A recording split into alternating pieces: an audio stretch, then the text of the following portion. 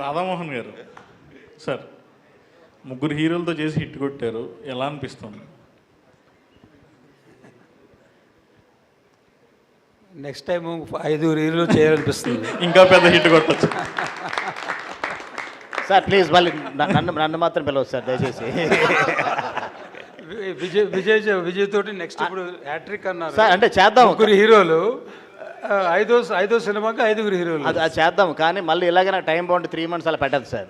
5 కదా, ఎంతమంది చేద్దాం, కానీ నాకు 3 months అంతే. 5 నెలలు ఇవ్వండి. ముగ్గురికి 3 నెలలు ఇచ్చారు కదా, 5 నెలలు ఇవ్వండి. బట్ అంతేనా? I mean coming to the point, actually it was a challenge. Main thing ఏంటంటే కంటెంట్, సబ్జెక్ట్ డిమాండ్స్ సమ్ ఆర్టిస్టులు ముగ్గురు కావాలి, ముగ్గురు ఇంపార్టెంట్ క్యారెక్టరైజేషన్. సో ముగ్గురు ఈక్వల్ టైప్ ఆఫ్ ఆర్టిస్టులు కావాలి. సో మాకు ముగ్గురు హీరోలు దొరికారు. So but we didn't feel anything. వీళ్ళు ముగ్గురు they very cooperative, very friendly. So అంతా బాగా జరిగింది. సో మనం యాక్చువల్లీ సబ్జెక్టు రిక్వైర్మెంట్ ప్రకారం మనం చూస్ చేస్తాం. నేను ముగ్గురు హీరోలతో సినిమా చేయాలని బయలుదేరలేదు, ఒక సబ్జెక్ట్ తీసుకుని దానికి కావాల్సినది చేసామన్నమాట.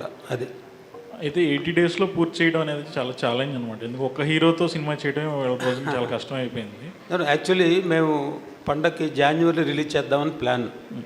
ఆ ప్లాన్ మేము September 9th స్టార్ట్ చేసాం షూటింగ్. సో January రిలీజ్ చేయాలంటే we have to work hard day and night, extra call sheets ఇవన్నీ చేసి తయారు చేసాం. ఓకే, కొన్ని అవాంతరాలు వచ్చినాయి. తర్వాత 3 సినిమాలు వచ్చినాయి. మళ్ళీ 4వ సినిమా ఎందుకని మేము ఆగామన్నమాట. అదర్వైజ్ మా plan was to come for pongal. So దానివల్ల మేము 81 days day and night, Sundays, holidays everyday చేసాం. రోహిత్ గారు, మీ పెద్దమ్మ చంద్రబాబు గారికి చూపించారా సినిమా? నేనే రిలీజ్ అయిందండి.